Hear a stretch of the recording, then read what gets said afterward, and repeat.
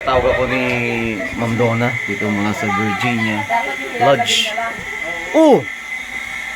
Ano yan, Ma'am Donna? Si Rico. Ano yan? Wala mo. Wallet? Para, Yung giveaway po sa inyo ni Ma'am Aya. ano yung mga yan? Ako, napaka... Guys, okay pala talaga dito sa Virginia. Grabe. Meron pa kaming giveaway, Kaso nga oh. wala po laman. Oo, grabe, no? Ako, napaka...